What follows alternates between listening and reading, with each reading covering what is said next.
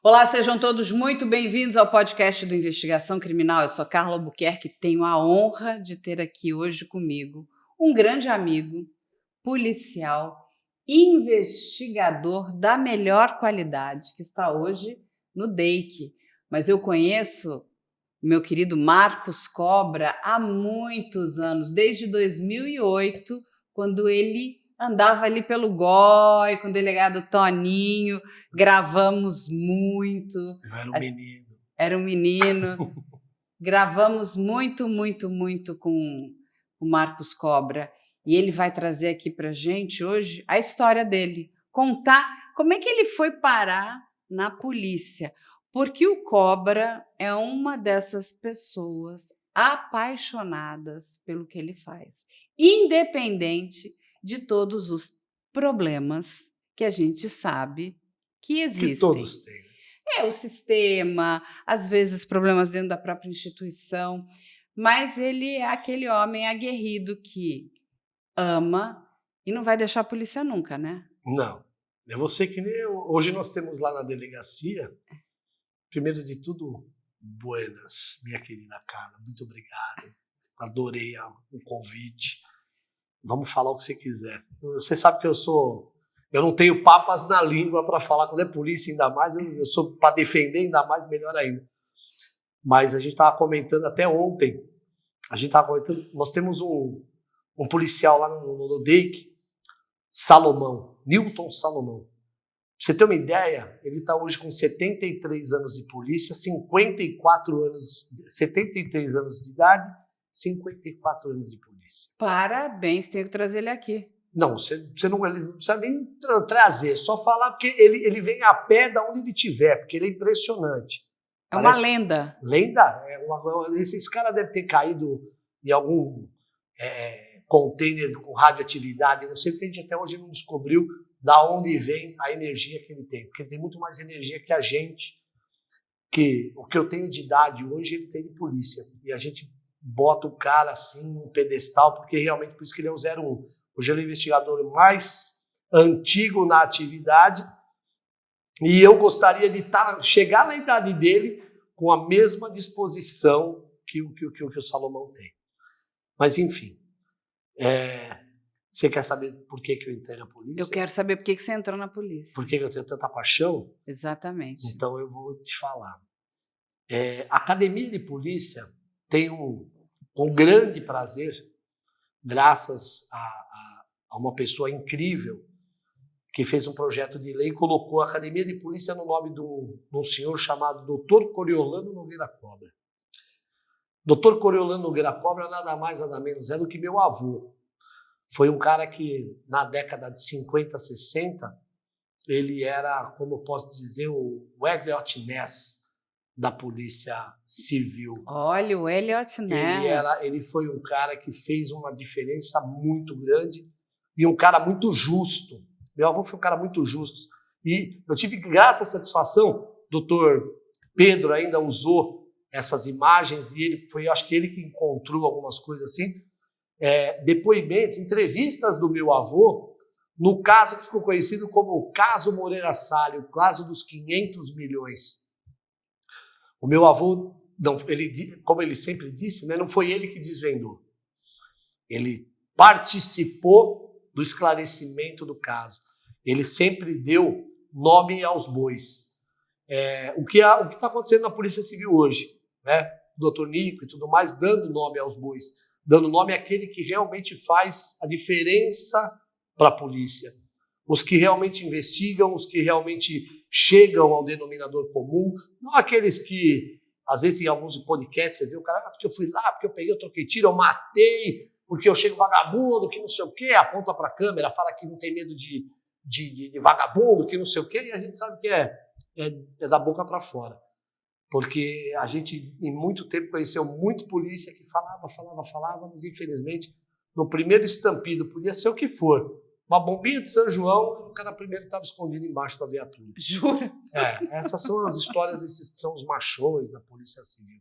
Que a gente diz que são os macho alfa, né? Todos nós, né? São os Red Pill da Polícia Civil. Civil. Os pitbull da Polícia Civil. Não, melhor Red Pill. E aí, graças a esse projeto de lei do nosso querido Afanásio Geazade, o meu avô levou o nome da academia, Dr. Coriolano Nogueira Cobra, o qual eu tenho imensa satisfação, não só eu, como eu tenho uma tia que idolatra, minha tia Tereza, filha do Coriolano também, que idolatra o meu avô por todas as façanhas que ele fez. E esse caso dos 500 milhões acabando sendo resolvido por investigação pura, porque eles não tinham absolutamente nada de investigação, porque as quadrilhas todas eram conhecidas, eram mapeadas e conhecidas na época, mas quem fez esse roubo foram uma família de gregos. Olha. Então eles não tinham qualquer tipo de ligação criminal, com crime nenhum, em lugar nenhum. Difícil de pegar. E foi por causa de uma multa, de uma perua que tomou, não sei se foi no Largo do Aroche, eu sei que foi perto do local dos fatos. E meu avô não era delegado do roubo a banco, ou da delegacia de roubos da época. O meu avô era delegado da homicídios. E esse caso foi para homicídios porque na hora que eles roubaram, levaram 500 milhões na época dentro de uma perua. E os caras não existia carro blindado. Eles viram a facilidade e fizeram esse roubo. E até quando você lê, você fala o guarda-livros foi assassinado, né?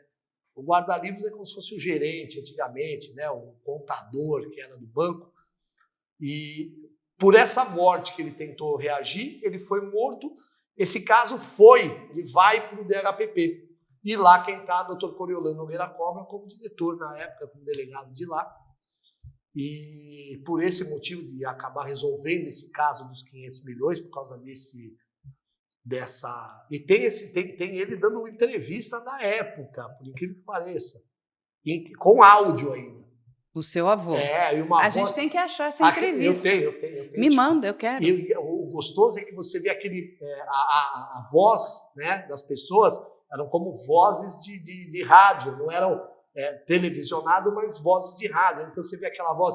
E aí eu estava, né, com os policiais, e os policiais que resolveram. Você vê aquela voz muito bacana. E o pessoal entrevistando também, aquela coisa preto e branco. E aí eu olhando. Depois eu vivi isso aí, né? Esse vídeo. Não foi por esse motivo que eu quis entrar na polícia. Mas eu via meu avô contando aquelas histórias, eu via meu avô todo domingo, ele fazia uma coisa muito bacana. O meu avô ele fazia feira e levava pra gente. A gente morava no bairro da Pompeia e o meu avô levava, todo domingo ele fazia feira. E ele ia de manhã na nossa casa, logo depois ele ia na casa da outra filha, aí depois do almoço ele ia na outra e na outra. Do domingo ele fazia a casa dos 4 filhos, ele fazia a feira e levava para os filhos. Era uma coisa muito bacana do meu avô. Só que quando meu avô vinha num corcelzinho, aqueles corcel antigo marrom, e quando ele apontava na rua, o pessoal falava, nossa, o doutor Cobra está chegando aí. E a gente ouvia aquele negócio, doutor Cobra estava chegando aí, eu nem imaginava, não tirava, não sabia por que o pessoal falava isso, o doutor Cobra está chegando aí. Só depois, com o tempo, aquele negócio é mais moleque, andava de moto, andava de carro, não sei o que lá, era abordado pela polícia. Uma vez eu fui abordado pela uma viatura do DEIC. E aí fui abordado, eu falei, pô, molecada, não sei o que, mão na cabeça, dá um RG. Eu dei meu RG pro cara. E aí o cara olhou e falou assim, o que você é doutor Cobra? Aí eu falei, eu sou qual Cobra? Doutor Coriolano Cobra? Eu falei, meu avô. Você é neto do doutor Cobra? Eu falei, sou neto do... Ah, tá bom, não, vai, molecada, vai embora. Olha! Aí eu falei, pô, mas que força é essa que...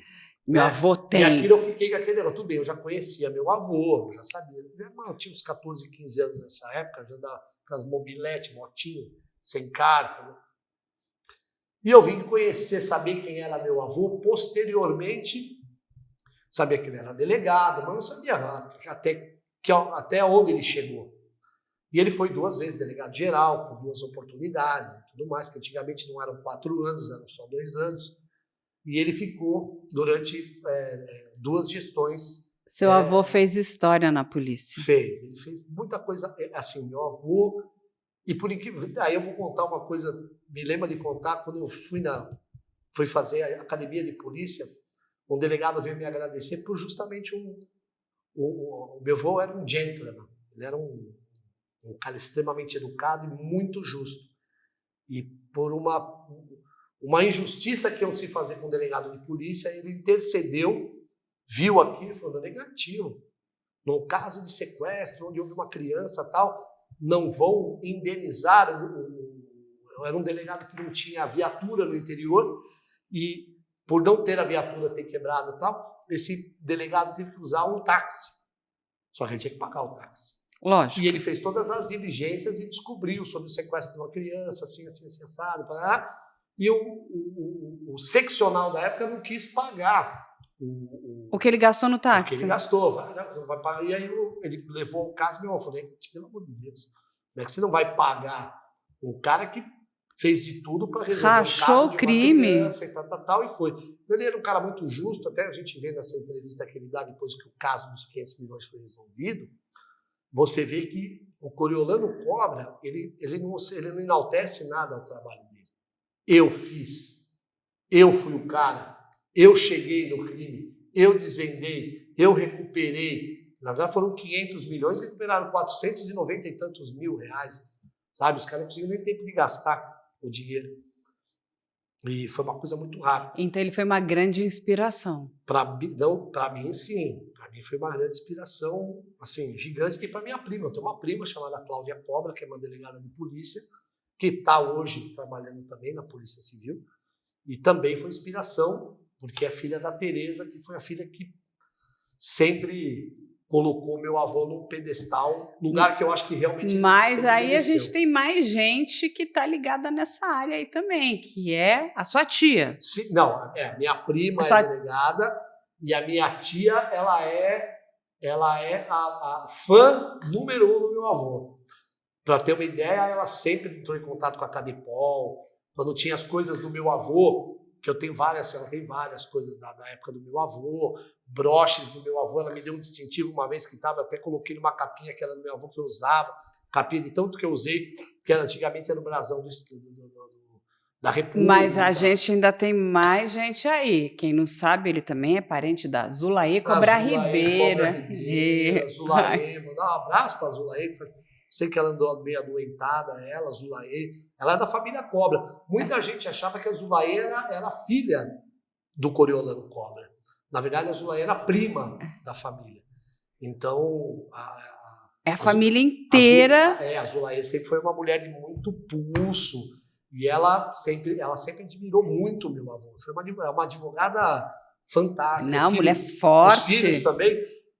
Tanto o Sergei Arbex, né? O Sergei, que é um primo nosso. Aí, eu não tenho muita ligação com essa família. O Fabrício também foi até... Na época, já fui até vice-prefeito, aqueles prefeitos que são... eu sei que é do... Um fica na Lapa, outro... No distrito, né? O dele foi Vila Mariana, um menino muito bacana, um cara muito bacana. Foram ligados bem. Ela foi muito mais ligada à polícia, à política do que à polícia. Os filhos também. Acho que ela casou com um empresário na época, foi um cara muito bem sucedido, e ela era uma advogada extrema, brilhante. É verdade. E ela é uma pessoa muito bacana. Eu tive algum contato com ela na época, tive até mais com os filhos do que com ela, e a família é muito grande. A família Cobra. É Cobra, é Nogueira, é Toledo, tanto que meu pai era Caio Toledo Pisa Nogueira Cobra. Meu pai teve que diminuir o nome, que meu pai, na verdade, era para ter um nome gigantesco. Principesco. Eu não sei por quê. Mas era uma coisa assim. Mas deixa eu te falar uma coisa aqui. A gente vai contar para as pessoas que não sabem, mas o Cobra participou de grandes operações. Grandes operações. E tem uma dessas operações que eu, particularmente, sou fã de carteirinha, que já... É uma operação do DEIC, da Delegacia de Roubo a Bancos. Qual será delas? São várias, mas o Cobra aqui é um dos policiais que parou o maior roubo Que seria que nunca do aconteceu do mundo, que é o roubo de R$1 bilhão. Tinha muito mais no cofre, né? Mas a intenção deles era roubar esse 1 bilhão.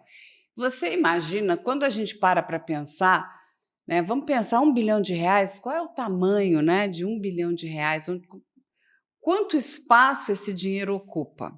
Se o cofre poderia armazenar de 5 a 7, mas o tempo que eles teriam para tirar tudo isso aí, só poderiam tirar 1 bilhão. Então você imagina qual é a quantidade. Né? E assim, o mais interessante, por que eu adoro essa operação? Porque foi uma operação muito bem feita pela equipe, né, desses policiais. Eu vou deixar o Cobra contar tudo isso. Uma coincidência muito grande também. E o que acontece? Eles pegaram todos os criminosos, assim, naquele minuto que eles iam conseguir começar a retirar o dinheiro. E qual é o maior problema se eles tivessem conseguido? Que ninguém parava aqueles caras, porque a gente está falando aí, o Cobra vai explicar, Sim. de profissionais do crime de longa data, com muita experiência, Sim. já tinham tudo planejado e eles fariam qualquer coisa para que ninguém pegasse eles nunca mais. Você imagina R$1 bilhão na mão do crime. Esse crime acontece em 2017 e o melhor, todos eles foram presos sem ter conseguido tirar um centavo de dentro do banco. Agora, você imagina, Cobra, se eles tivessem conseguido a matança que não ia acontecer na cidade de São Paulo, porque eles iam... Se ninguém estivesse esperando, se fosse na situação deles terem ido e a gente estivesse esperando, eu acho que eles iam tomar possivelmente a gente teria aí, né, queda de secretário de segurança, um problema muito sério para o governador do estado. Ia ser uma hecatombe, porque R$1 bilhão é muito, muito dinheiro. Muito dinheiro. Mas conta para as pessoas essa operação incrível. Olha, na verdade foi uma coincidência muito grande, até mesmo pelo seguinte, eu tô com o mesmo parceiro, né, na polícia desde 2003. Eu fiquei no GOI de 94 até 2003, conheci esse meu parceiro depois de uma passada que eu dei, eu ia para o antissequestro, acabei um pouco pro Garra, e acabei conhecendo esse meu parceiro Marquinhos, que você também conhece. Adoro Marquinhos, mandar beijo pro Marquinhos também. Já tá mandado. 2003. E de lá para cá, parceiro, amigo, foi meu chefe lá no... Ele é um cara mais novo de polícia do que eu, mas tipo 2 anos mais velho, que não significa quase nada. E amizade e tal, acabamos ficando parceiro. E quando eu recebi o convite do Dr. Luiz Antônio Pinheiro, Dr. Toninho, que hoje está lá na Cadepol fazendo um trabalho muito bacana lá. Grande Dr. Toninho, conheço ele muito também. Uma figura, um cara que tem muita história também, um cara que merecia até hoje estar em um lugar especial aí, porque ele é um cara que conhece bastante. Mas, enfim. E aí eu e o Marquinhos naquele trabalho, pulamos de um lado para o outro, voltamos para o GOI, fiquei como na unidade de inteligência durante um tempo convidado pelo Dr.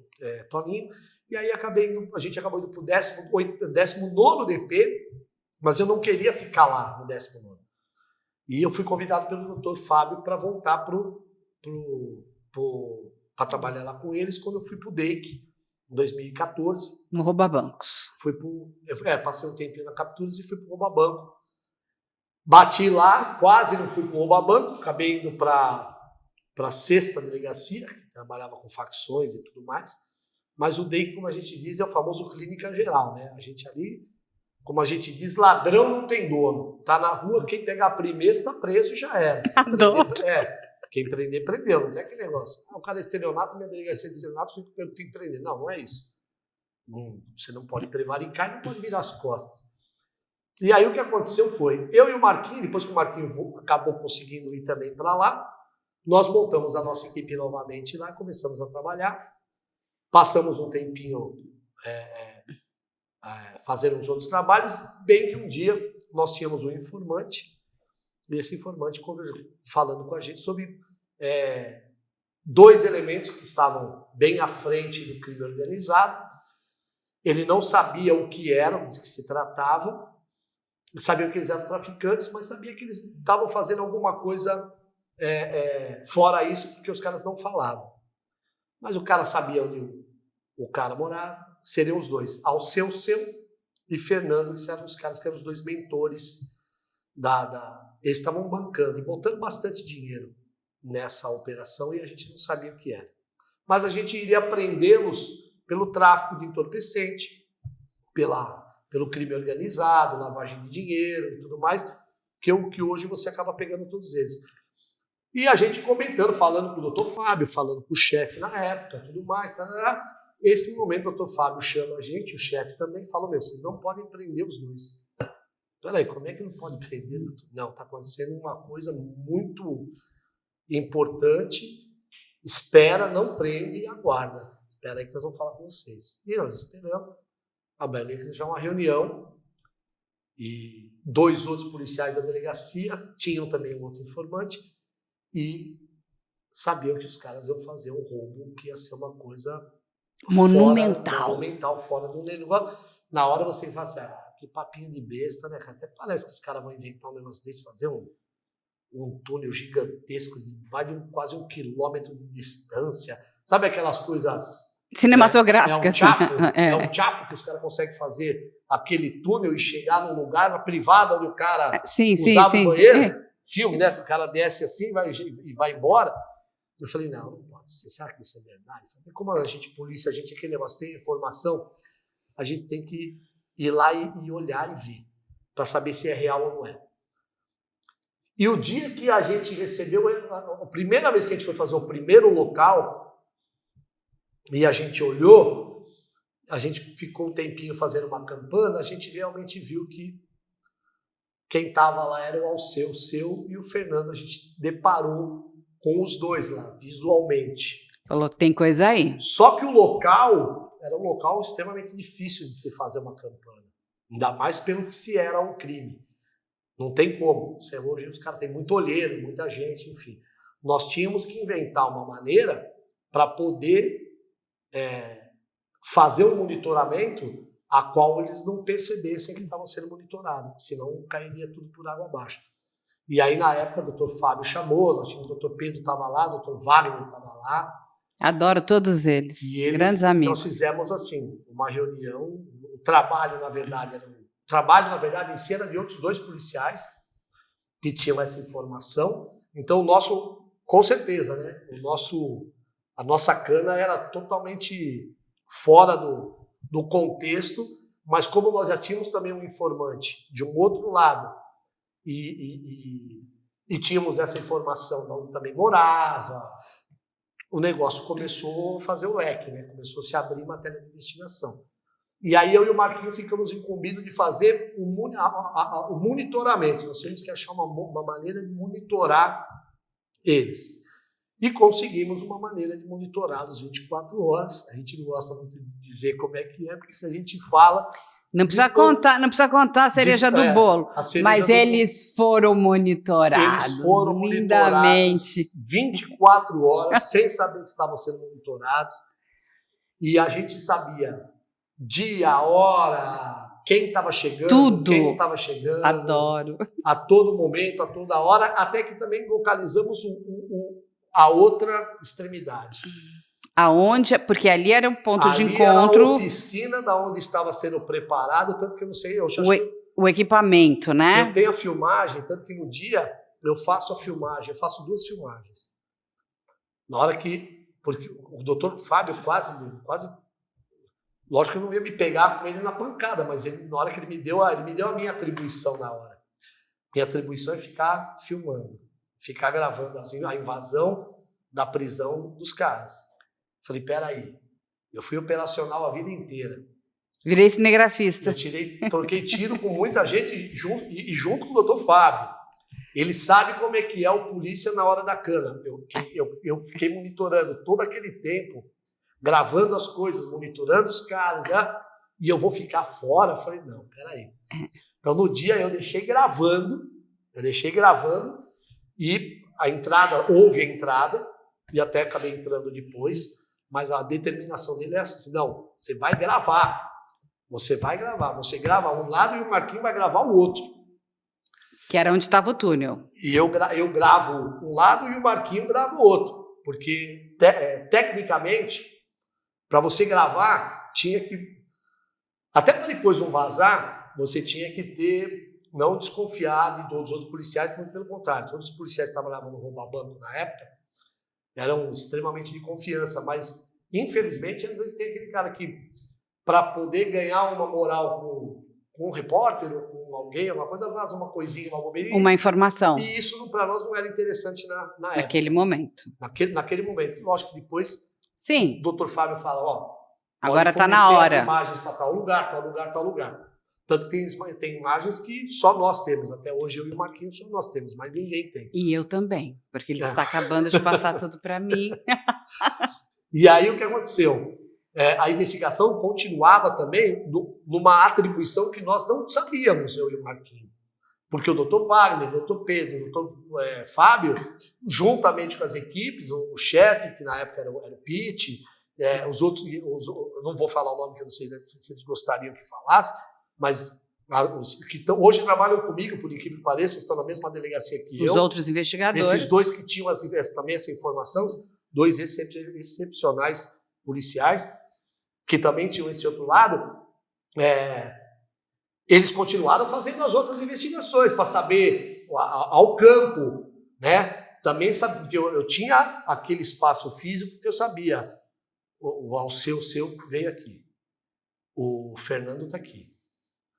Está com a família. Eles levavam a família no lugar. Eles estavam tão confortáveis, confiantes de tudo, de que ia dar tudo certo. Que tudo ia dar certo, que aquele negócio, os carros aos quais eles iam lá e tal, a gente vai demorar 10 anos para ter um igual. A gente falava, pô, tudo bem que a gente sabe que os caras são traficantes, os caras sabem, mas peraí. Caraca, meus caras estão montados. Eles estão bancando mesmo o negócio. E vamos só explicar para as pessoas, Cobra, porque ali o que eles estavam fazendo demandava muito dinheiro. Sim. Eles tinham um plasma. Eu queria falar agora. Eles tinham desde uma mesa de plasma até um escritório todinho montado. Tanto que eu vi num programa aí, eu vi até o doutor, acho que foi o doutor Wagner. Não sei se foi o doutor, só pode ser o doutor Wagner, porque o doutor Pedro não gosta muito de aparecer em televisão, ele tem uma política meio dele lá que ele não aparece. Mas acho que foi o doutor Wagner que comentou que qual era o link para a gente fazer físico, né? Prova, como a gente linkava a oficina com a Zona Sul. Onde estava o túnel. Na hora, e eu sabia o endereço da Zona Sul pelo motivo de ter ido lá para preparar tudo, como é que a gente ia monitorar, 24 horas, o revezamento dos policiais, porque demandou muito tempo de investigação e demandou 24 horas, nós não podíamos ficar. Então foi final de semana, feriado, que viesse. Madrugada. Madrugada por quê? Porque nós perdíamos também um pouco, porque os policiais na época não tinham a habilidade de gravar, ficavam só olhando, não sabiam mexer muito no equipamento em matéria de poder ver como é que fazia, enfim. E a gente era uma tecnologia muito nova na época, né? Uhum. E aí foi uma coisa tão como é que eu posso dizer? Tão grande que na hora que a gente começou a perceber, eu falei, Marquinhos, caramba, cara.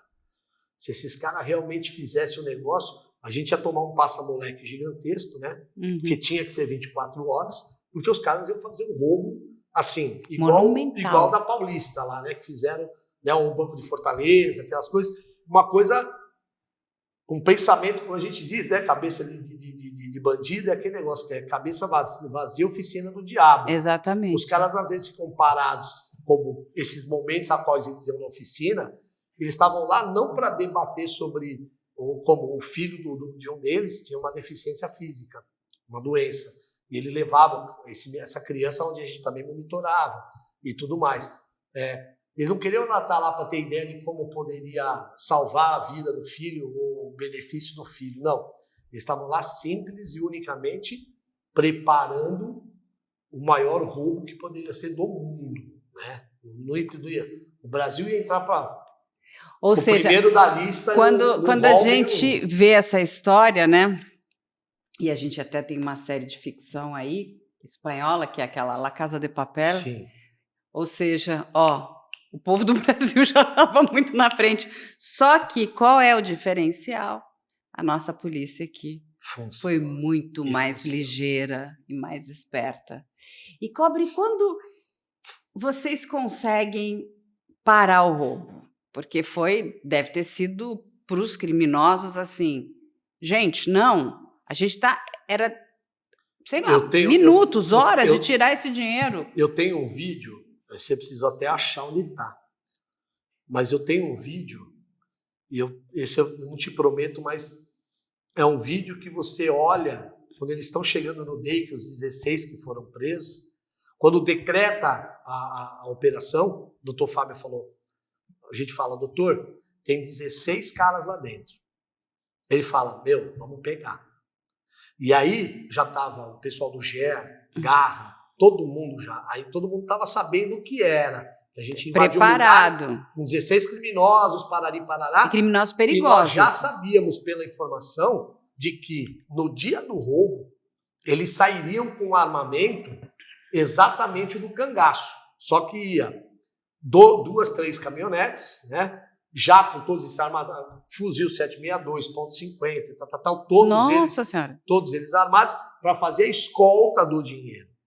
Porque aquele negócio, se o cara vai dar a vida por alguma coisa, ele vai dar a vida por R$1 bilhão. Se for 1 milhão, é capaz do cara larga o fuzil e tal, foge, amanhã ele tenta outra, mas essa eles iriam querer encarar. E se a polícia não estivesse preparada, o que ia acontecer? Ia acontecer o quê? Viaturas sozinhas, ou da Polícia Militar, ou da Polícia Civil, ou da Guarda Civil Metropolitana, chegando no local, a gente ia poder ter várias baixas, né? Sim, inclusive de pessoas, de transeuntes, Então, tanto que quando a gente percebe que o doutor Fábio não queria deixar eles roubarem para caracterizar, tudo bem, para nós o crime é muito maior. Esperar eles roubarem, catar com a arma, catar com isso, para nós seria muito melhor. Mas na ponderação, tanto o doutor Fábio, o doutor Wagner, até mesmo o nosso diretor, o doutor Emílio, a ponderação foi o quê? Vale mais a pena a gente catar esses 16 caras, evitar o roubo e tudo mais, do que a gente ter um policial ou um civil ou baleado ou machucado. Então eles tomaram a precaução da gente antecipar. Podia ser a coisa mais maravilhosa do mundo. Deixa os caras roubar, na hora que eles saírem a gente pega. Se eles reagirem, eles vão morrer. Isso aí é da lei, não tem como. Os caras vão dar tiro na gente, a gente vai dar tiro neles. Só que hoje nós temos uma polícia extremamente preparada. Nós temos hoje um GER que está entre os melhores do mundo em matéria de preparação de tiro, de físico e luta e tudo. Os caras são muito bem preparados. E aí o negócio, às vezes o pessoal fala na televisão, né? A polícia foi lá, trocou tiro com 10 caras, morreu os 10 e não teve um policial baleado. Mas não vai ter mesmo, porque os caras treinam, principalmente esses grupos operacionais, eles treinam demais. E a gente tem visto, a gente viu agora um tiro de um sniper lá no Rio de Janeiro, mais um, acho que em Minas teve outro, que não é nada nem nada. Eu fui, não vou falar professor, que eu acho uma coisa meio... Mas eu fui instrutor de tiro de clicagem de luneta, que eu falo clicagem de luneta para não falar que eu sou um sniper, porque um sniper precisa atirar demais, precisa treinar demais. E eu não treinei tanto assim. Eu sei... Ele não é igual ao Fukuoka. Eu sou melhor que o Fukuoka. Eles são muito amigos. Ele quer morrer. O Fukuoka vai morrer. Se ele ouvir, ele me mata. A gente treinou muito, porque nessa época que você é mais moleque, mais garoto, você treina para ser o melhor. E quando nós fizemos alguns cursos até com pessoas internacionais que vieram, com mariners que vieram dos Estados Unidos, nós fizemos cursos para andar, chegar a tiro a 600, 700 metros, já é um baita tiro. Sim. Só que a gente não usa isso na polícia. O tiro operacional é um tiro de até uns 60 a 100 metros. Mas eu estou falando de 60 a 100 metros porque você está a menos que essa caneca, a menos que o círculo da entrada dessa caneca. Nós fomos para acertar numa moeda. É um tiro a 200 metros que você acerta ali, não tem outro lugar. Ah, saiu um pouquinho. Não é. É no redondo, uma moeda de R$1, ele acertou, que é onde você precisa acertar. E a gente, na época, estava muito bem preparado. Esses caras invadiram, os caras não tiveram chance nenhuma, porque o armamento não estava lá. Nós até saímos à caça e à procura depois para saber onde estava. Não, o armamento não foi encontrado, porém, nosso choque realmente foi na hora que a gente viu que realmente tudo era... Eles tentaram, lógico que na hora, como todo vagabundo, né, todo bandido faz, tentaram negar. Eu achei o que eu falo da filmagem, é eles chegando no Dake, a cara deles não era de tipo, pô, me ferrei, tô preso, era a cara de decepção. Porque você já via que cada um tinha o 6, o 10, o 20, o 43, o 31 e o 50. Eram os números da Mega Sena. Para eles já tinham ganho na Mega Sena. Eles já tinham o número para eles. Cada um tinha o seu número. Eles já estavam gastando dinheiro na cabeça deles. O que eu vou fazer com a minha parte? O que eu vou fazer com a minha? Eles já estavam gastando até... Comprar avião, não, tudo comprar jato, e os ter caras todas as mulheres. Exatamente. O negócio deles ia ser o quê? Gastar. E depois a gente acaba levantando justamente por isso. O cara gasta demais, você acaba chegando no cara. Mas, enfim, não houve essa necessidade. E o que eu falo de eu ter entrado na época, ter filmado tudo, que o doutor Fábio fala, filma tudo lá dentro. Tanto que eu filmo, e tem um dos meninos que estava lá, meu amigo até hoje, mas eu quase tive um arranca-rabo no dia. Ele falou, para de filmar aí, como não é para filmar, agora não é hora de filmar. Falei, meu... Ordem aqui do nosso... quietinho, você não sabe nem o que está acontecendo. Chefe. Não, são outros policiais que também foram colocados meio que junto com o pessoal, mas na época não era para ter falado aquilo naquele momento, porque ele queria justamente isso, fazer provas. E foi muito legal ter tudo isso, porque eu filmo eles todos 16 sentados, subo na parte de cima, e quando eu subo lá, o escritório tudo muito bem montado, impressoras, enfim. Eu não vou nem descrever o que tem, porque era muita coisa. A ferramentaria que tinha era gigante. O investimento foi muito alto.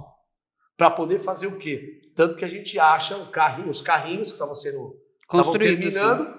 E eles já estavam com tudo comprado. Porque não ia dar para eles levarem aquilo para enfiar lá dentro do buraco. Eles iam levar e fazer os trilhos provavelmente lá dentro.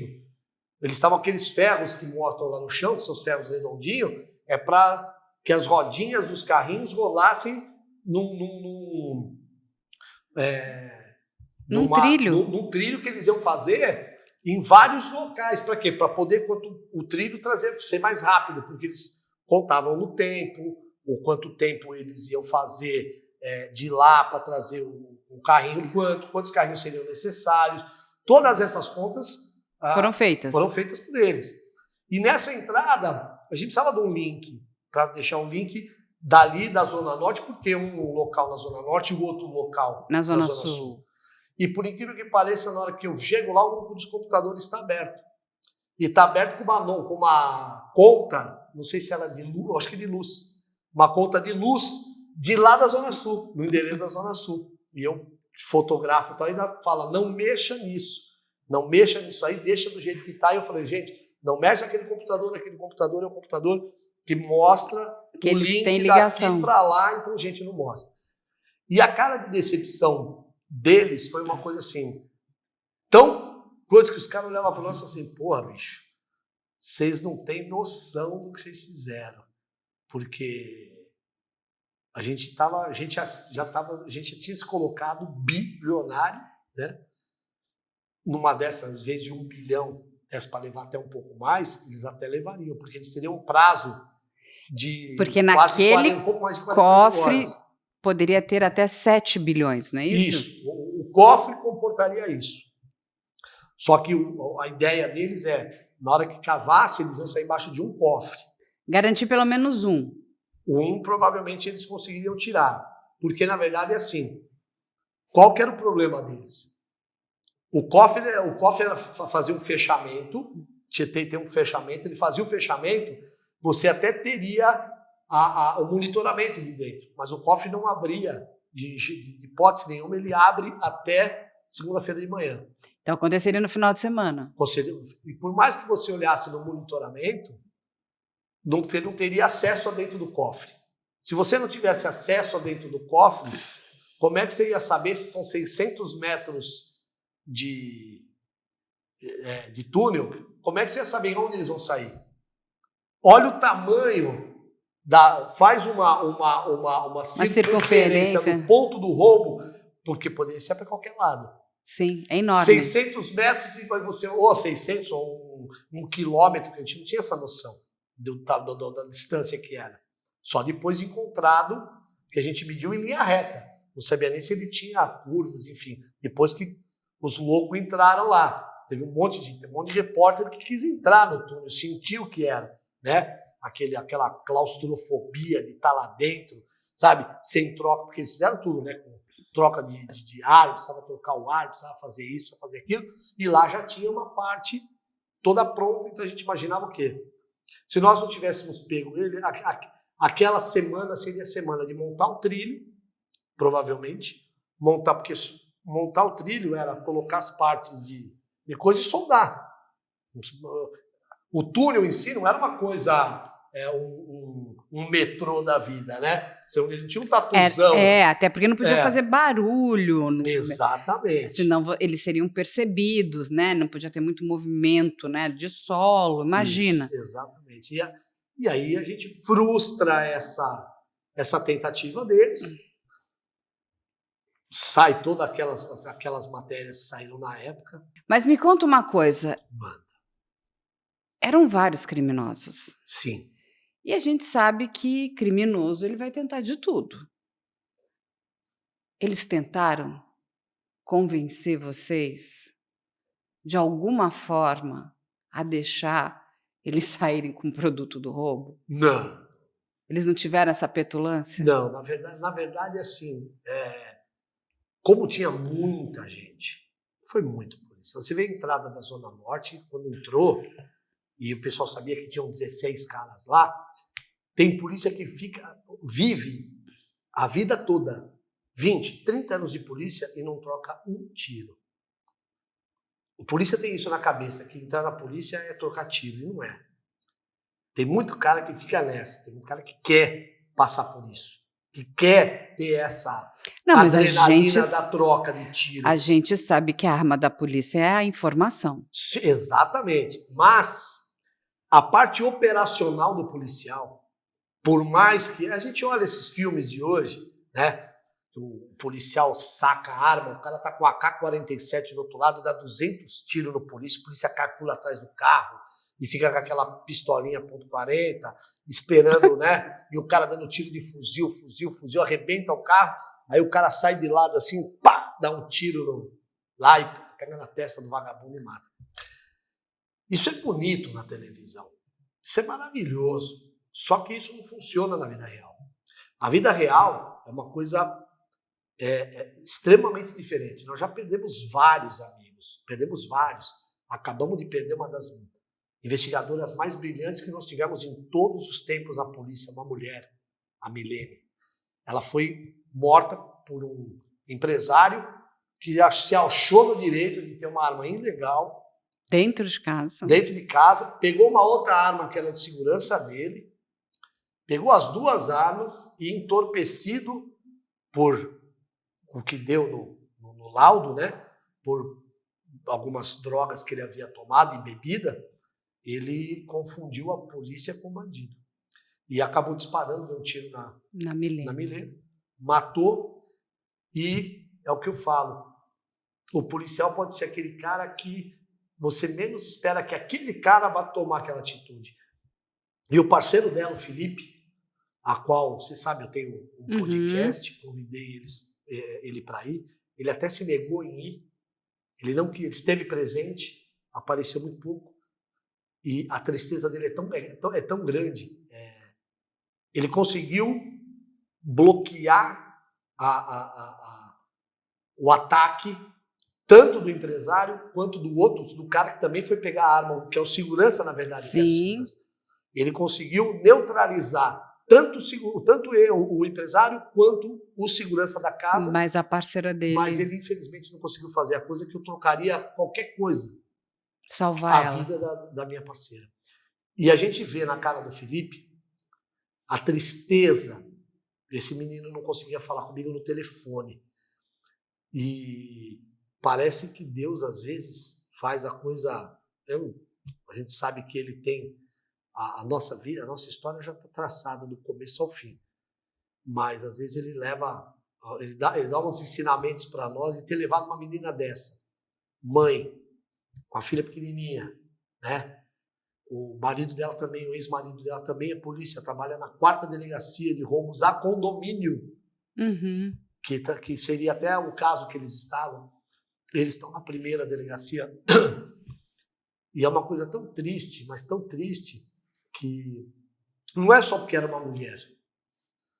É porque ela é realmente uma investigadora brilhante que estava num lugar onde, em hipótese nenhuma, um bairro maravilhoso, um bairro nobre de São Paulo, no lugar onde, quando você entra numa favela, eu tenho umas imagens, há pouco tempo eu e o Marquinho fomos procurar um cara numa favela aqui em São Paulo, né, numa comunidade, como gostam de dizer, e eu filmei lá dentro. Eu filmei para mostrar para as pessoas o que hoje é uma comunidade, uma favela, onde é óbvio quem manda lá, o poder que manda lá é o poder do tráfico de entorpecente, do crime. Então lá mas ali eu estou preparado.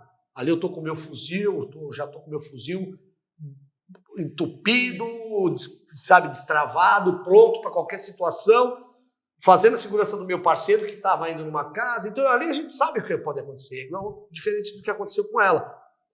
Que de repente um portão se abre onde ela tinha pedido a informação, numa casa de um milionário, e esse cara abaixado, sem posição de tiro, numa distância até grande para um tiro daquele ali, e o cara efetua um disparo e pega numa região fatal e acaba matando aquela menina. E é o que a gente fala, ninguém esperava. Se eu estivesse lá, com 30 anos de polícia, eu não ia esperar aquele tiro. Nem que fosse para pegar em mim, ou se fosse para pegar meu parceiro, eu não esperaria. Mas já que você tocou nessa questão, né, do cara estar armado, uma arma, como você muito bem levantou aqui, legal. Tem uma discussão muito grande, né, na questão de a população ter arma, não ter arma. E eu acho que a grande questão não é a população ter arma ou não ter arma, mas que pessoas podem ter armas, não é? Porque assim, o que adianta? Vou pegar aqui eu. Para que eu vou ter uma arma? Eu não sei atirar. Aí que tá. Por isso que todo mundo fala. Para você ter uma arma, você tem que fazer um curso. Para você ter uma arma, você tem que passar pelo exame psicotécnico, psicológico, né, técnico, para você estar apta a usar uma arma. Aí eu vou te falar uma coisa. Vamos botar aquela situação daquela policial na frente da escola, que um vagabundo chega armado para roubar todas as mães com uma arma na mão e tem a possibilidade de ele efetuar um disparo desse matar uma criança. Ela soube o momento, ela soube a hora certinha para poder reagir. Ela reage e ela consegue matar o vagabundo. Ela evitou um monte de coisa ali. Mas ela é uma policial. Calma, peraí. E quem disse que a Carla não pode ser uma atiradora? Então, essa que é a questão. A questão toda é que hoje as pessoas querem ter arma. Sim. Simplesmente porque acham que vão estar mais seguras. Exato. Então eu vou comprar uma arma, eu tenho uma arma dentro de casa, porque se alguma coisa acontecer, eu vou pegar a arma e vou me proteger. Sim. Só que a pessoa não sabe como usar a arma. A gente sabe também que ela não é tão complicada. Mas aí que tá. Isso aí foi antigamente, isso poderia acontecer. Hoje não acontece mais. Não, mas deixa eu só terminar aqui meu raciocínio. Sim. A gente sabe que ela não é tão complicada assim de ser manuseada. Mas o que acontece? eu sou uma tonta, vai, não sei usar uma arma, eu tenho uma arma porque quero me proteger, porque acho que estou protegida. Só que quando a gente pensa no criminoso, ele é ligeiro, ele sabe manusear, aquele é o instrumento de trabalho dele. Então, rapidamente, inclusive, ele sabe se você sabe ou não sabe manusear uma arma. Então, no fundo, você acaba, inclusive, dando auxílio para o criminoso. Então, a questão não é ter ou não ter armas, mas a questão é, eu entendo que pessoas, para portarem, né, para terem o direito à posse da arma, não é nem o porte, porque a gente sabe que o porte é uma coisa muito complexa, só quem tem direito a isso são policiais, agentes de Sim. segurança, enfim. Precisam, primeiro, entender que aquilo não é um brinquedo. Sim. Segundo, que aquilo também não é um objeto de decoração que tá, olha, tá aqui, sabe, se alguma coisa acontecer, eu vou lá, pego e vou usar. Aquilo ali, se cair na mão do criminoso, é o pior que pode acontecer. Então, a questão é, as pessoas têm consciência disso? Porque, assim, quando a gente fala, olha, você vai ter um carro, você dá um carro para uma pessoa, o carro também é uma arma. O que você vai fazer? Você vai ter que ensinar, ele vai ter que aprender a dirigir, ele vai ter que aprender todas as leis de trânsito, para que ele vai ter que passar pelos testes para poder tirar sua habilitação, enfim. Ele sabe que ele não pode dirigir embriagado, porque se ele for parado ele vai ser preso, né? Então é o seguinte, porque um carro também é uma arma. Se ele for, né, Muito mal, pior que uma arma. né, ele vai em cima de uma pessoa, olha a quantidade de casos horríveis que a gente viu, de pessoas, né, que estão ali embriagadas e saem matando várias outras, né? O problema não é nem se o embriagado se matasse, ele acaba matando uma pessoa que não tem nada a ver. Então, mas é sobre isso, e muitas vezes o discurso fica muito raso, porque é assim, vamos desarmar a população. A questão não é desarmar a população, mas é ensinar e explicar que isso aqui, a arma, é algo muito, muito complicado, no sentido de, olha, se você quer quer ter a arma, você precisa entender que você precisa ter muita responsabilidade. Mas posso te falar uma coisa? E eu não acho que as pessoas entendam esse nível de responsabilidade. É diferente de um policial, né? Você não brinca com uma arma, você não deixa ninguém chegar perto da sua arma. Fala assim, deixa eu ver sua pistola, cobra. Você vai falar que tá louca? Nós somos amigos. Fala, não é assim. E o que eu já vi coisas assim que são chocantes.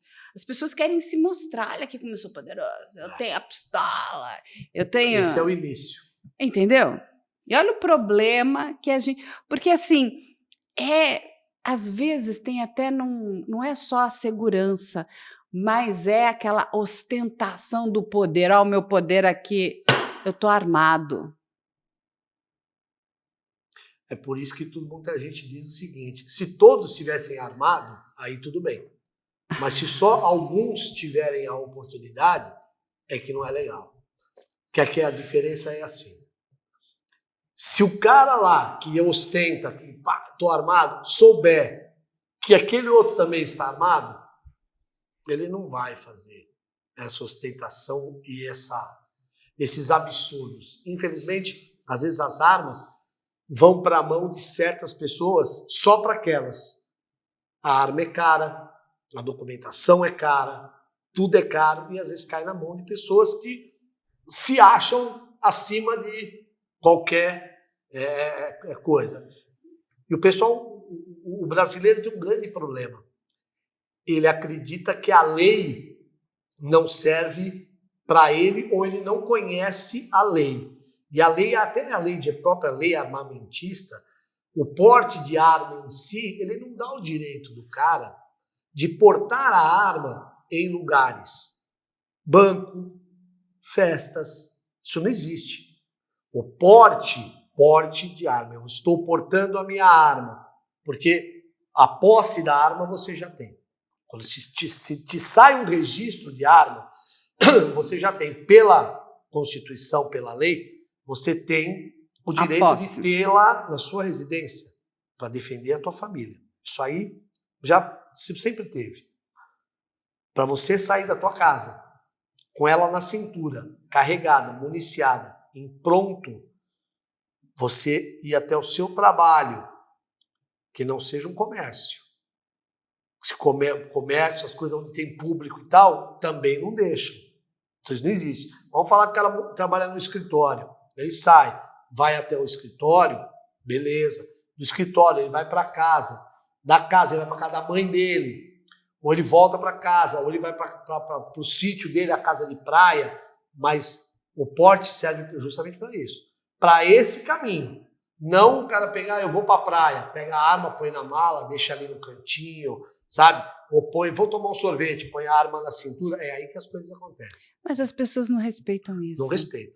Mas posso falar um negócio? Se a arma for quente ou for fria, não vai adiantar. Porque o cara, quando quer ter a suposta, né, segurança dele, né, aquelas coisas, eu estou seguro porque eu estou armado. Aí você fala, você está armado com uma arma fria. Ele pode ser quente ou fria. O que ele quer ter, na verdade, o quê? É essa sensação de que ele está seguro por estar com uma arma. Aí é o que eu falo para você. É uma falsa segurança. Isso, calma. Aí está um grande negócio. Estar andando com uma arma é diferente de ter a vontade de agredir ou matar alguém. É fácil. Eu ando com um canivete.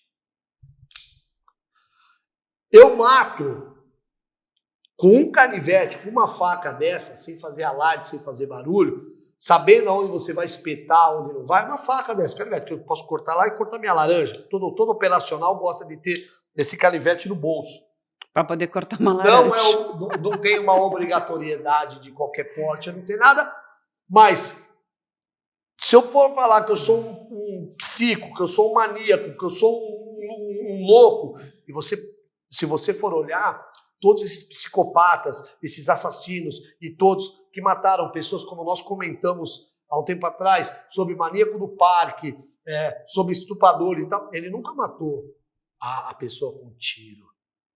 Ele sempre matou a pessoa esganada. Isso aí, essa é a grande diferença. O pessoal costuma colocar pessoas com esse tipo de os psicopatas. Os psicopatas, essas pessoas que têm essas características destruidoras, matadoras e tudo mais, como uma pessoa de bem que só quer a segurança da família dela. Acho que todo mundo gostaria de ter a segurança da família. Infelizmente, a gente tem as outras pessoas que eu acho que não gostam. É uma falsa segurança. Exatamente. Né? É uma falsa sensação de segurança. Porque uma arma, se você não souber manuseá-la, se você não tiver muita responsabilidade, esse é o negócio, responsabilidade, para usá-la, porque você tem ela dentro de casa, enfim, um descuido seu filho pegou aquela arma. Olha o que aconteceu na escola de Sapopemba. Aquele rapaz que comete aquele atentado sabia que o pai tinha uma arma em casa. Sim. E o pai podia ter a arma porque o pai, inclusive, trabalhava como vigilante, ele trabalhava como segurança, uma coisa assim. Então, o filho sabia. Ele espera um descuido do pai para pegar aquela arma, ele leva a arma para a escola e olha o que ele vai fazer. E aí, tirou a vida de uma menina, baleou outras pessoas, né, dentro da escola, destruiu a vida do pai, né, porque você imagina aquele pai, né, destrói a vida da mãe, destrói a vida de famílias, da comunidade, porque são coisas... assim, a gente precisa repensar sobre o que é de fato segurança. Eu entendo que um policial que está ali, que passou por um treinamento bastante rígido, e você sabe o treinamento que vocês passam. Não, e a responsabilidade. E tudo, né? O que acontece. A primeira coisa, se tiver um problema com o policial, o que ele tem que fazer? Tem que entregar a sua arma e seu distintivo, não é isso? Entrega aqui. Mesma coisa com o policial militar. Você conhece o jeitinho brasileiro? Qual é o jeitinho? Conheço vários, né? O jeitinho brasileiro é assim, se tudo isso fosse para a pessoa ter uma arma, só aqueles que dessem um jeitinho poderiam ter arma. E realmente, quando você vê Não. isso, o que acontece é que a gente precisa separar psicopatia, Não, mas problemas psicológicos como esse moleque aí dessa escola. Ele podia, não teve aquele que entrou com a machadinha? Sim, mas o que eu quero dizer é o seguinte, não é que eu digo que a pessoa não tenha que ter, mas o que eu acho é que as pessoas ainda não entenderam a responsabilidade de ter. É o ponto que eu ia chegar. Entendeu? É muita responsabilidade. É uma responsabilidade enorme. Sem dúvida. Você ter uma arma dentro de casa. Ok, não, eu faço tiro esportivo, eu treino, enfim. Mas independente disso, não, mas o dia pode o cara cruzar não, mas o que eu quero dizer é essa pessoa, então, ela está muito acostumada, digamos, a lidar com aquele equipamento. Então, ela entende os problemas, as dificuldades, as adversidades. Uma outra coisa, olha, eu sou uma pessoa, você me conhece há quantos anos? Muitos anos, não é? Sim. Eu passaria em todos os testes. Eu não teria o menor problema. Não tenho problema nenhum com o meu CPF, eu sou uma pessoa que nunca cometi crimes, nada. Eu sou uma pessoa que, uma mulher, não é? Sim. Mulher foda. Resolvi que vou comprar uma arma. Eu estou sendo muito honesta. Aí você não vai tem... mudar. Não, calma. Não. Aí eu não tenho treinamento. Sim, mas você não pode comprar arma se você não tiver treinamento. Calma. Hoje. Não, mas aí você faz um treinamento. Vamos lá. Mas aí você precisa fazer um treinamento contínuo. Sim. Entendeu? É que nem ter um carro. Eu vou aprender a dirigir, depois nunca mais eu dirijo. É que nem andar de bicicleta. Outro dia eu estava até brincando. Eu andava de bicicleta muito bem. Aí meu marido virou e falou assim, Carla, vamos? Eu falei, eu comecei a ficar tão nervosa. Falei, gente, eu vou atropelar alguém. Eu falei, não quero mais andar de bicicleta, entendeu? Então, assim, se você não continuar, não dá certo. Sim. Aí eu tenho aquele negócio, olha, eu fiz o treinamento, a minha ficha é incrível. Se eu for, sabe, e até aquela coisa, porque você pegar uma arma, é lógico, né, que você só vai, eu imagino, né, fazer aquilo para, enfim, se a sua família estiver em perigo, você estiver em perigo, mas a possibilidade do criminoso ainda arrancá-la da minha mão é enorme. Porque, assim, a gente não tem... E, assim, olha, eu tô falando... Eu sou uma pessoa um tanto quanto fria, hein? Eu tenho nervos de aço. Mas eu não tenho o seu treinamento. Entende? Você é um policial. Por que não fosse um policial, fosse uma pessoa da área de segurança? É uma outra cabeça, Cobra. Não, isso é verdade. É uma outra cabeça. Mas é que nós temos que botar... Olha, para mim é melhor ter uma... hoje, como é que pegar funciona? esse computador e fazer dele virar uma arma, uma caneca, esse microfone, entende? Porque aquilo pode se voltar contra mim.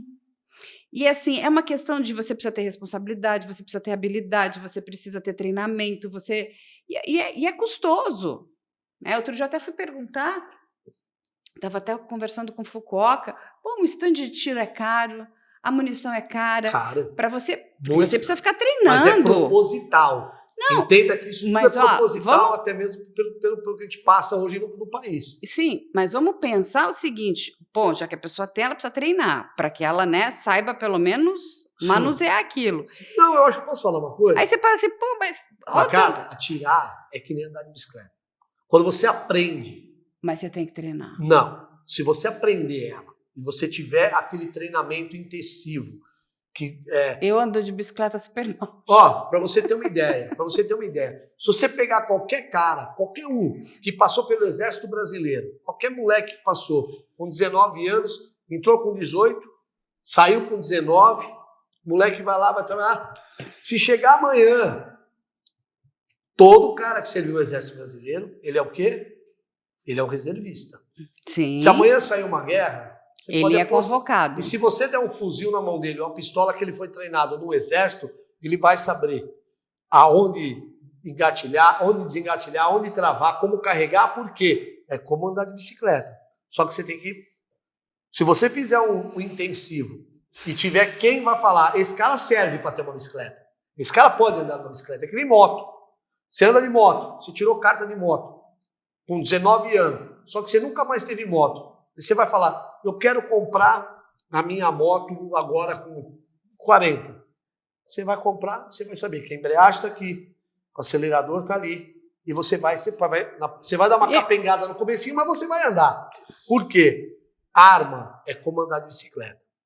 Você aprendeu a usar ela, agora não é uma questão da arma. A questão são as pessoas que estão com as armas. Olha só, este homem... educação. Este homem... Exatamente. Enfim, que era de um nível social bastante elevado, mas o quê? Ele tinha arma em casa, estava embriagado. Era um homem embriagado. Era um homem que tinha um social, educado, que estava embriagado? Drogado, embriagado, aí que tá. Você sabe qual é o grande problema nosso hoje? Não só da polícia, como da... Mas quem me garante que a pessoa que estava perfeita naquele exame, incrível, maravilhosa... O ponto que eu quero chegar. Você sabe aonde que é hoje? Por isso que eu falo que são as pessoas. Porque o mesmo cara que é um empresário bem-sucedido, que estava com aquela... que tem dinheiro, que tem carro, teve família, estava com uma modelo lá, maravilhosa, que era a namorada dele e tudo mais, ao mesmo tempo que esse cara dá emprego, dá tal, você pode falar que o cara tem tudo aquela coisa, você vê, o cara é ilibadamente livre de qualquer suspeita. O que foi encontrado na casa do cara? O quê? Uma arma fria, drogas, né, bebidas. Não, sim. Então, o que eu falo e são ele poderia... as pessoas. Mas ele poderia, vamos colocar aqui, ele estava com uma arma fria, mas ele poderia ter uma arma regular. Não, uma delas era regular. Mas o que eu quero dizer, olha o perigo, mesmo com ele tendo essa arma regular, olha o perigo que é essa pessoa, porque a gente não sabe, você muito bem falou, aí a pessoa bebeu, a bebida te deixa alterado. Mas aí é por isso que tem as leis. O cara sabe, se ele se dopar, qualquer um, o americano, eu acho que o americano é um dos caras que mais bebe, né? Adora, né? Que vai tomar cerveja, sai lá nos Estados Unidos, no Texas.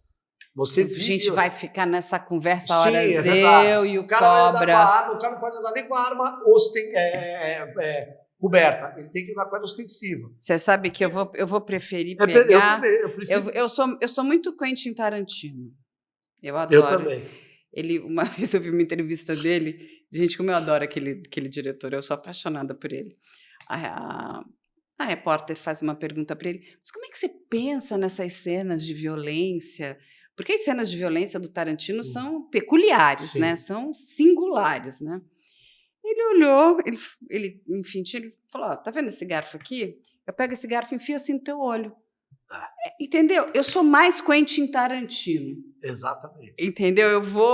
Aquela coisa, eu já não quero... Mas isso sou eu, Carla, tá? Eu acho que assim, eu vou estar facilitando para o criminoso, se eu tiver uma arma em casa. Eu prefiro o garfo, porque o garfo também ele se torna uma arma, se você souber usar, imagina. E o cara não vai estar esperando. Exatamente, né, para salvar a sua família, inclusive você mesmo, vai ser uma caneca, vai ser um microfone, o o que tiver, um pedaço de vassoura. Como diz aquele personagem... Eu serei Tarantino. Daquele filme do Matador lá, esqueci o nome do filme. Qual deles? Que são os três lá. O Kenny Rivers, a trilogia dele? Que ele é o matador lá. Gente, esqueci o nome. John Wick. É John Wick, isso. John Wick. Mas ele é um puta de um atirador. Não é isso. Mas você não vê o que o cara fala? Eu vi aquele cara matar 3 caras com lápis. Um puto de um lápis. Sim, então, aí já gosto mais. Você entendeu? Então, quer dizer, para matar uma pessoa, basta você ter ou a coragem, ou, se não for a coragem, né,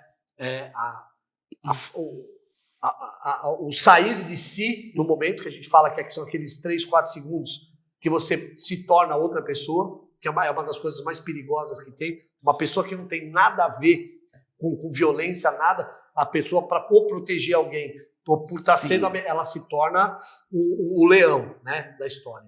E aí você mata uma pessoa com qualquer coisa. Um microfone desse, que eu te falei, um canivete, uma faquinha de cortar laranja, é mais ou menos isso.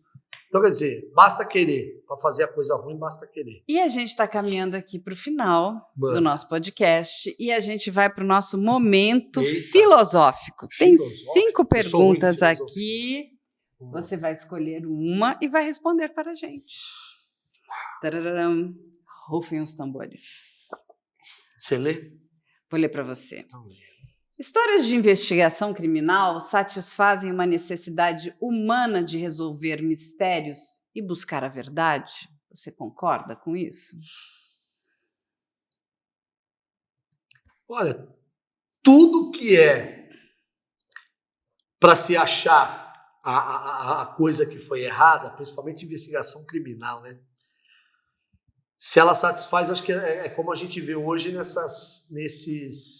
a satisfação das pessoas de assistirem esses programas que passam na televisão, sensacionalistas, mas que são exatamente o que estão querendo fazer. Eles estão querendo fazer investigações criminais, contando as histórias verdadeiras para chegar num denominador comum, às vezes sem conhecer.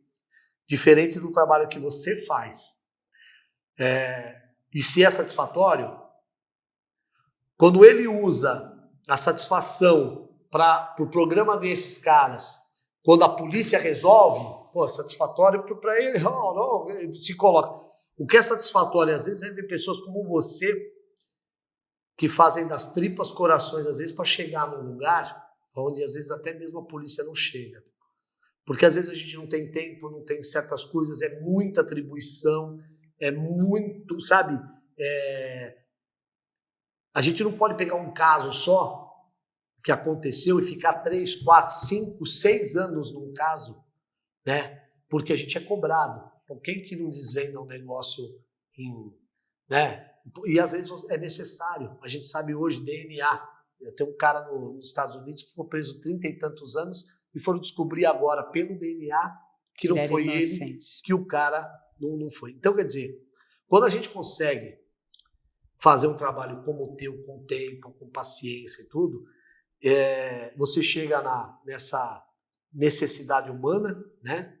Que é necessário você fazer a coisa acontecer e que você não coloque um inocente, que é uma das coisas que eu sempre tive na minha cabeça de eu não vou colocar nunca um inocente na cadeia. Mesmo aquele que você saiba que ele não é inocente, mas você ainda não consegue colocar ele na cena do crime. Ou, sabe, forjar alguma coisa, imputar uma coisa a qual ele não fez, porque eu acho que esse não é o trabalho da polícia. Eu prefiro que passe 4, 5, 6, 10 anos, eu consiga satisfazer a necessidade humana de colocar o cara na cadeia e saber que ele está preso lá, ou se tivesse uma coisa que eu adoraria ver aqui, pena de morte no país, para certos casos, né? Acabar com a vida de certas pessoas para que ela nunca mais conseguisse fazer as maldades que a gente já viu, nós policiais. A gente já viu tanta atrocidade, tanta coisa ruim, que se as pessoas que soubessem, aquelas que pudessem fazer um extensivo lá numa delegacia do DHPP, vai no DHPP, fica lá, vai ver uma cena de crime, onde agora o padrasto acabou de matar uma criança com requintes de crueldade, vai lá ver o corpo de uma criança morta, violentada, estuprada pelo padrasto, ou vai lá ver 2, 3 crianças, 2, 3 irmãs que foram mortas, sabe? A gente, lembra, eu te perguntei lá, quando a gente estava junto lá no diário, eu perguntei para você, todo mundo fala a mesma coisa. Quando a gente coloca uma situação de criança, né? Qual foi a cena mais triste que você já viu? Ou qual aquela que você vê? A gente sempre fala com criança, né? A gente sempre coloca uma criança, uma pessoa de idade e tal.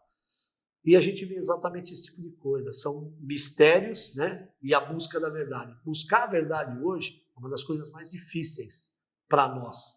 Porque a justiça, ainda mais para nós policiais, a justiça está cobrando tanto de nós, policiais, certas coisas que a gente fica até com medo de trabalhar de uma maneira mais séria. Porque provavelmente no final quem vai ser indagado das coisas somos nós. Não é nem o criminoso. O criminoso hoje dá até angústia e tristeza de você ver que às vezes você pega um cara que você sabe exatamente quem ele é, o que ele é capaz de fazer, da maldade que ele pode fazer. Você trabalha durante um tempo, prende, e aí chega numa audiência de custódia, e uma pessoa que não tem o conhecimento, não se preocupou em ir lá, vai no DHPP, vai fazer 5, 6, 7, 10 plantões para saber. A gente já gravou muito. O que é uma cena de crime. Por isso que eu falo, o teu trabalho... A gente está em loco. Exatamente. O teu trabalho, você aqui, ó, em vermelho, investigação criminal. As histórias que você conta e aonde você chega, às vezes nós não chegamos. Cobra, meu querido, conta aí agora, fala das suas redes sociais, fala do Diário de Polícia, para as pessoas acompanharem também um podcast super legal que o Cobra criou, para falar da polícia também, para trazer a sociedade mais perto da polícia também. Que é essa visão que eu tentei passar mais ou menos aí, que assim, todo mundo tem uma visão da polícia, uma visão totalmente fora do policial. E isso é uma coisa triste de falar, porque a gente vê a televisão, eu não tenho um seriado nacional, ou um filme brasileiro que fale em polícia, ou fale em qualquer coisa de crime, que você não coloque lá um policial. Ou ele é traficante. Você está falando de ficção, né? Não. Não, e o que é o meu? Histórias. Não. Estou falando hoje. A mentalidade que eles colocam na cabeça das pessoas. Isso aqui, é o que a gente fala, é real. Porque a gente chega num denominador comum. O que eu falo, você está falando para me apresentar o meu programa, o Diário de Polícia. O que dá tristeza para nós é de ver que você não tem, até hoje você não tem uma coisa séria na televisão, filme, seriado, lá, que mostre o lado certo da polícia. Eles sempre colocam novela. Se você for numa novela... É uma coisa... Já colocaram o delegado pedófilo. O delegado era pedófilo. O tira era o corrupto da cidade. O tira era o cara que pegava a mulher não sei de quem. Então, você olha, que o pessoal gosta de colocar na cabeça das pessoas o que a polícia não é. Tem um caso tem 50 mil casos de corrupção política, em todas as instituições, legislativo, executivo, judiciário, em tudo. Tem uma da polícia. Eles execram, eles acabam com a polícia, eles falam do polícia, eles queimam a instituição. Por quê? É medo. Eles têm medo. E aí polícia. O Diário de Polícia tá... E aí a gente hoje está lá, eu, policial Tobia, a gente tem feito um trabalho muito bacana, entrevistando muitas pessoas, entrevistando muitos casos legais, e começamos isso esse ano dos casos, vamos até levar o marido da Ana Hickman agora, nessa próxima terça-feira. Ele vai estar lá contando exatamente o que é um homem que está sendo acusado por uma mulher famosa, junto com uma advogada criminalista que também vai poder... Você vai trazer os dois lados. Exatamente, porque a gente tem que ser imparcial. Isso. Como todo policial tem que ser imparcial. Isso é importante. Uma investigação, independente de qualquer coisa... Você vai dar oportunidade para os dois falarem. Então, quem quiser me seguir, quem quiser seguir a gente lá no Diário de Polícia, vai ser um prazer no YouTube. Nós temos um canal no YouTube e passamos na TV Com Brasil, que é uma televisão aberta e também com... E qual é a tua rede social? E minha rede social é só botar Marco Cobra lá, ou no Facebook, ou no... Você me acha lá, não vai ter como. Essa cara aqui não vai mudar nunca. Cobra, muito obrigada. E vai ficar convite para você voltar outras vezes. E vocês vão ver muito essa carinha aqui, ó. Tá vendo? Essa carinha. Eu vou falar mais de polícia. A carinha que a gente adora. Nos casos de polícia também, ele se junta a gente. Seja bem-vindo, meu amigo. Quem agradece sou eu. Obrigado a equipe toda aí. Fantástico, gostei. Meu áudio ficou bom? Minha voz de locutor? Que bom, então. Eu que agradeço. Beijo. Gente, encerramos hoje aqui com Marcos Cobra no podcast do Investigação Criminal e a gente espera vocês na próxima semana com mais um podcast. Até lá.